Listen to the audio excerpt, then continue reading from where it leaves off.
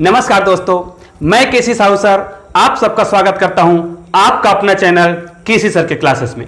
दोस्तों, यदि आप हमारे चैनल में नए हैं तो प्लीज हमारे चैनल को सब्सक्राइब कीजिएगा और बेल आइकन को प्रेस करके ऑल को टच कीजिएगा ताकि हमारे सभी वीडियो का नोटिफिकेशन आपको मिलता रहे और आप उस वीडियो का लाभ उठाते रहें। दोस्तों, आइए आज हम गणित के एक बहुत ही महत्वपूर्ण विषय पर चर्चा करेंगे। जी हां, यदि आपको कोई बोले, क्योंकि गणित में बहुत चमत्कार भरा हुआ है, गणित बहुत ही इंटरेस्टिंग चीज होती है। जैसे कोई व्यक्ति आपको बोलता है कि क्या आप बिना मीनार में चढ़े मीनार की ऊंचाई बता सकते हो, तो आश्चर्य लगेगा। कोई बोलता है कि चलो भाई आप नदी के उस पर जाए बिना नदी की चौड़ाई नाप के बताओ, तो क्या यह संभव है? तो इस प्रकार के प्रश्नों का उत्तर संभव कर दिखाया है गणित ने। जी हां, त्रिकोणमिति के कुछ सूत्र हैं, उस सूत्र का उपयोग करके हम मीनार में बिना चढ़े मीनार की ऊंचाई बता सकते हैं। किसी पेड़ की ऊंचाई को पेड़ को नापना संभव है? उसके लास्ट छोर पर कौन चढ़ेगा? लेकिन फिर भी हम पेड़ की टोटली लास्ट ऊंचाई तक, मतलब पेड़ की हम ऊंचाई बता सकते हैं। तो दोस्तों, आइए इसी प्रकार के प्रश्नों का हल हम आज के गणित में ढूंढते हैं। दोस्तों, आइए हम कुछ चर्चा करते हैं सूत्रों पर, क्योंकि इस प्रकार के प्रश्नों को हल करने से पहले दो चीजें बहुत ही महत्वपूर्ण हैं। जी हां, उन्नयन कोण और अवनमन कोण, ये दो कोण के मान ज्ञात होने चाहिए। और उसके बाद त्रिकोणमिति के फार्मूला तो हमको पता है ही, उन फार्मूला का उपयोग करके हम गणित बना सकते हैं। तो आइए पहले चर्चा करते हैं उन्नयन कोण और अवनमन कोण किसे कहते हैं। तो पहले देख लेते हैं उन्नयन कोण। ये क्या होता है उन्नयन कोण? दोस्तों, उन्नयन कोण नाम से ही समझ आ रहा है, उन्नयन मतलब ऊपर की ओर। तो उन्नयन कोण कब बनता है? मान लीजिए कोई व्यक्ति जो है जमीन में खड़ा है और ऊपर की ओर देख रहा है, मतलब छत है, 3 मंजिला घर है या और 4 मंजिला है, तो उस ऊपर छत में कोई व्यक्ति खड़ा है, उसको कोई व्यक्ति जो है नीचे से देखता है, तो उसके आंख का क्षैतिज के साथ और दृष्टि रेखा, ऊपर में जो छत में खड़ा है कोई भी व्यक्ति है उनको देख रहा है, तो जो कोण बनेगा, ध्यान दीजिएगा, उन्नयन कोण कैसे बनता है? मान लीजिए ये प्रेक्षक है, ये व्यक्ति है, मतलब यहां पर व्यक्ति बैठा हुआ है या देख रहा है, ये व्यक्ति है। व्यक्ति जो है क्या करेगा, ये छत है, यहां छत पर कोई व्यक्ति है, यहां पर ये मीनार है, कोई भी चीज है, मीनार या पेड़ वेड़ जो भी है, उसके ऊपर में बैठा हुआ है। तो ये व्यक्ति, ध्यान दीजिएगा, हमारा प्रेक्षक ये है, देखने का काम यहां से होना है, ठीक है, ये प्रेक्षक है। तो ये व्यक्ति जो है ऊपर में कोई वस्तु है या कोई व्यक्ति है, उनको देख रहा है, तो यहां से देख रहा है, देखो यहां से देख रहा है, तो ये जो रेखा होता है वो दृष्टि रेखा कहलाता है। दृष्टि रेखा, ध्यान दीजिएगा, दृष्टि रेखा। और ये जो रेखा कहलाता है वो क्षैतिज कहलाता है। ये जो रेखा है वो कौन सी रेखा है? क्षैतिज, ठीक है। तो दृष्टि रेखा और क्षैतिज रेखा के बीच जो बनने वाला कोण होता है वही कौन सा कोण कहलाता है? उन्नयन कोण कहलाता है। कब? जब व्यक्ति जो है नीचे से ऊपर की ओर देखता है। दोस्तों, इसी प्रकार अवनमन कोण होता है। अवनमन कोण, अवनमन कोण, तो अवनमन कोण कैसे होता है? जस्ट उल्टा कर दिया जाए। यदि कोई व्यक्ति जो है छत में चढ़ा है और छत से नीचे किसी व्यक्ति को देख रहा है या किसी वस्तु को देख रहा है, कोई कार को देख रहा है, कोई बाइक को देख रहा है, तो ऊपर से जब कोई व्यक्ति देखता है, देखिए यहां पर हम एक अलग चित्र बनाते हैं। मान लीजिए व्यक्ति जो है पहले से छत में है यहां पर, अब व्यक्ति यहां पर है, जिसको हम प्रेक्षक बोलेंगे, मतलब देखने वाला व्यक्ति यहां पर है और यहां पर कोई वस्तु रखा है, मान लीजिए कार रखा है कोई, इसको देखना है। तो इसकी दूरी यहां से, ये मीनार की दूरी है, ध्यान दीजिए, सॉरी, यहां से वस्तु की दूरी, यहां से ये कोई मीनार है, यहां पर कोई व्यक्ति है। अब ये व्यक्ति जो है ऊपर से नीचे की ओर देख रहा है, नाम में ही लिखा हुआ है, ध्यान से सुनिएगा, अवनमन। नमन किसको बोलते हैं? झुकना, झुकना को। तो अवनमन मतलब जब हम देखें तो हमारी दृष्टि क्या हो जाए? झुक जाए, मतलब नीचे की ओर देखें। कैसे? ये देखो यहां पर कार रखा है, तो ये वाला जो कोण। अब ध्यान दो, यहां पर बच्चे बहुत गलती करते हैं कि अवनमन कोण बोलते किसको है? कई बार इसको बोल देते हैं, ये बिल्कुल भी गलत है, ध्यान दीजिएगा, ये बिल्कुल नहीं है। क्योंकि जिस प्रकार इसमें कोण कैसे बना? दृष्टि रेखा और क्षैतिज रेखा, तो इसमें भी होता है, एक दृष्टि रेखा होना चाहिए और एक क्षैतिज रेखा होनी चाहिए। तो दृष्टि रेखा और क्षैतिज रेखा के बीच बनने वाले कोण को ही क्या बोलेंगे? अवनमन अवनमन कोण बोलेंगे। कब? जब व्यक्ति जो है ऊपर से नीचे की ओर देख रहा है। तो देखिए, तो यहां पर हमको एक क्षैतिज है, तो क्षैतिज के समांतर एक रेखा खींचना पड़ेगा। देखो ये रेखा हो गया, तो यहां पर जो कोण बनेगा, क्यों? क्योंकि ये कौन सी रेखा है? ये देख लो, ये क्षैतिज रेखा है, क्षैतिज के समांतर है इसलिए क्षैतिज रेखा। और ये कौन सी रेखा है? ये जो है, क्योंकि यहां से देखा जा रहा है इसलिए कौन सी रेखा है? ये कौन सी रेखा है? ये जो है दृष्टि रेखा है। ये देखो दृष्टि रेखा। तो इसका मतलब समझ आ गया ना कि उन्नयन कोण कहां पे बनता है? उन्नयन कोण यहां पे बनता है, इसमें ये दृष्टि रेखा है और ये क्षैतिज रेखा है। और नमन कोण कहां बनता है? ये कौन सी रेखा है? क्षैतिज रेखा है। और ये कौन सी रेखा है? दृष्टि रेखा। तो इनके बीच जो कोण बनेगा, ये वाला कोण, वो कौन सा कोण कहलाता है? अवनमन कोण। ध्यान दीजिए, यहां पर इसका मान दिया रहता है तो हम अवनमन कोण को भी उतना ही मानते हैं। जैसे 30 अंश दिया रहेगा तो अवनमन कोण को भी कितना मानते हैं? 30 अंश मानते हैं। या फिर यहां पर अवनमन कोण का मान डायरेक्ट दिया रहेगा तो भी ठीक है, नहीं दिया रहेगा तो हम इसको मान निकाल सकते हैं। क्यों? क्योंकि ये कौन सी रेखा बनाता है? ये दोनों समांतर रेखा होता है, तो ये कौन सा कोण बन गया? एकांतर कोण। अब ध्यान दीजिए दोस्तों, इस प्रकार के गणित को बनाते समय में कौन सी सावधानी बरतनी है?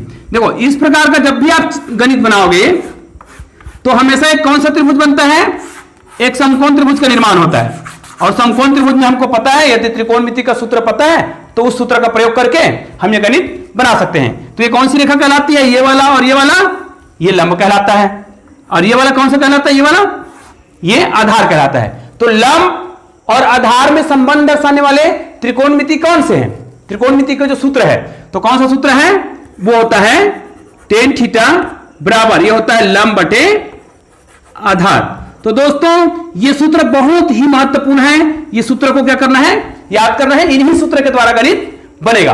दोस्तों ये जो सूत्र है इनको आप हमेशा के लिए याद कर लीजिए, क्योंकि ये बहुत से कंपटीशन एग्जाम में प्रायः पूछा ही जाता है। इस प्रकार के प्रश्न तो पूछा ही जाता है। तो ये आपके बोर्ड क्लास में भी काम आएगा और सभी प्रकार के प्रतियोगी परीक्षाओं में भी काम आएगा। तो दोस्तों चलिए एक प्रश्न बना के देखते हैं। आइए दोस्तों एक गणित के माध्यम से समझने का प्रयास करते हैं। बहुत ही प्यारा गणित है। दोस्तों आपको स्क्रीन पर एक प्रश्न दिख रहा है। इस प्रश्न के आधार पर एक बिंदु से 90 मीटर की दूरी पर कोई मीनार है और उस मीनार की ऊंचाई का, मतलब शिखर का उन्नयन कोण 30 अंश है। तो आप उस मीनार की ऊंचाई बताइए। तो देखिए गणित ये बता देगा कि बिना मीनार में चढ़े, हम मीनार में नहीं चढ़ेंगे, किसी प्रकार का टेप का उपयोग नहीं करेंगे और मीनार की ऊंचाई हम बता देंगे। तो हमको क्या क्या दिया है? एक बिंदु दिया हुआ है और उस बिंदु से मीनार की दूरी दिया हुआ है, और दूसरा क्या दिया हुआ है?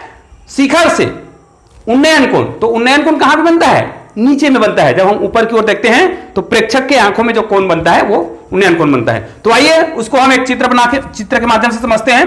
तो यहां पर जब हम हल लिखेंगे तो सबसे पहले हमको क्या करना पड़ेगा? एक बिंदु लेना पड़ेगा। उस प्रश्न के आधार पर, प्रश्न लिखा है स्क्रीन में, उसके आधार पर हमको क्या लेना पड़ेगा? मान लिया यहां पर कोई बिंदु है, देखो ये बिंदु है, ये बिंदु ए है मान लिया। तो इस बिंदु से कितना दूरी पर लिखा है स्पष्ट, कितना दूरी?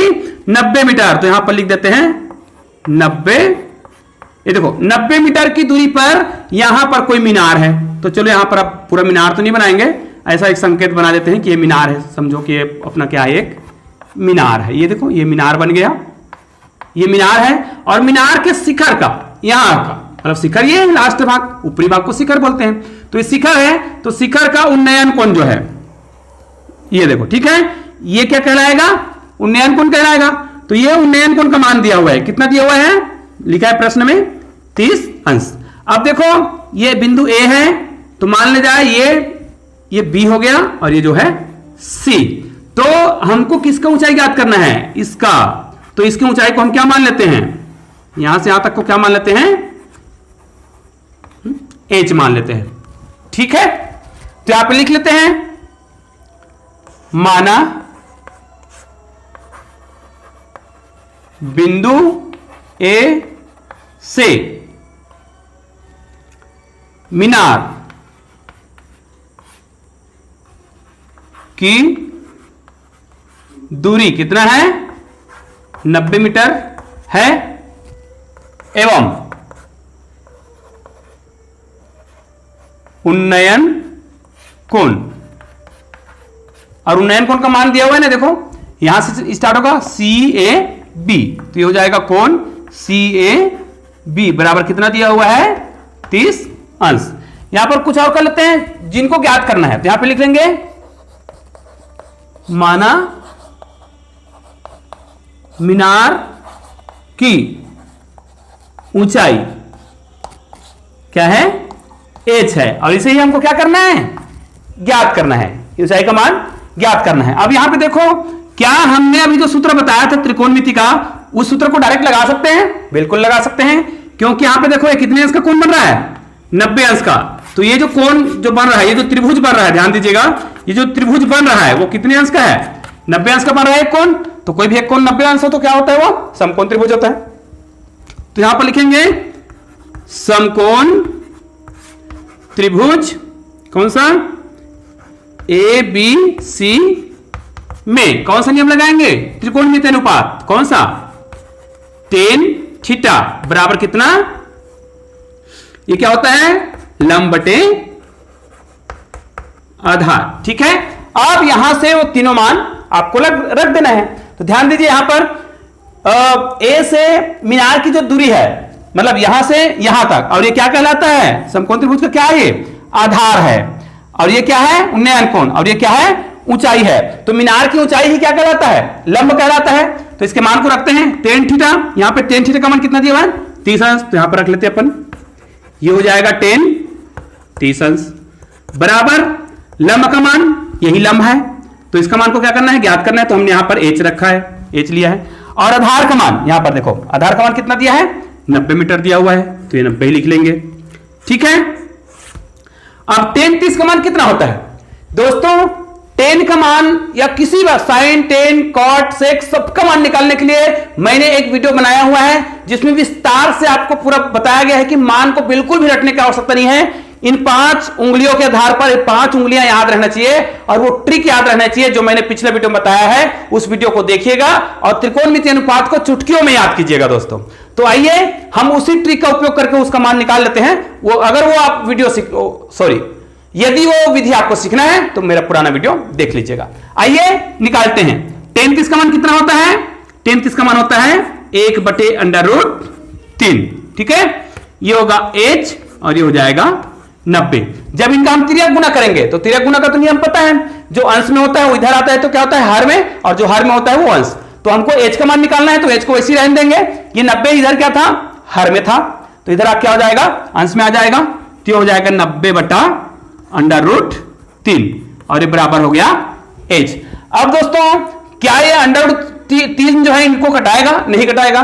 तो हमारे पास एक ट्रिक है, यदि अंश और हर में √3 का गुना कर दिया जाए, क्योंकि हमको पता है कि कोई अंडर के अंदर यदि 2 बार आए और करनी घात कितना है कुछ नहीं है मतलब तो 2 मानते हैं, तो 2 बार है तो अंदर में जब 2 बार आएगा तो 1 बार बाहर निकलेगा, तो इनसे हमको फायदा हो जाएगा। जैसे देखो 90 और ये √3 पहले से है तो इनको √3 से गुना करा जाए और भाग दिया जाए, मतलब अंश और हर में √3 का गुना किया जाए। ऐसा करने से इनके मान में कोई परिवर्तन नहीं होता है और हमारी गणित जो है क्या हो जाता है सरल हो जाता है। तो देखो h का मान निकल जाएगा, देखो √3 और ये इनका गुणा हो जाएगा, और ये √3 और √3 का मान कितना होता है तो 3 होता है।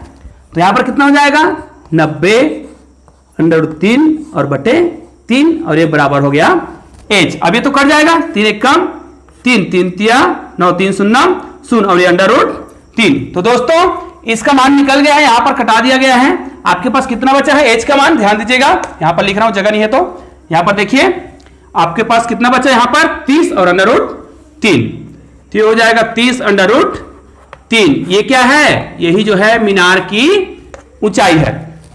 तो देखो दोस्तों बहुत ही आसानी से हमने ये मान निकाल लिया, आप इनका स्क्रीनशॉट खींच सकते हैं। दोस्तों यदि आज का वीडियो पसंद आया हो तो प्लीज वीडियो को लाइक कीजिएगा और शेयर कीजिएगा, और दोस्तों मुझे आप लोगों के कमेंट का इंतजार रहेगा, बिल्कुल आप लोग कमेंट कीजिएगा। यदि आपको किसी प्रकार के और गणित चाहिए वीडियो के माध्यम से तो आप मुझे कमेंट करके बताइएगा, मैं उस वीडियो को बनाकर अपलोड करूंगा। धन्यवाद दोस्तों।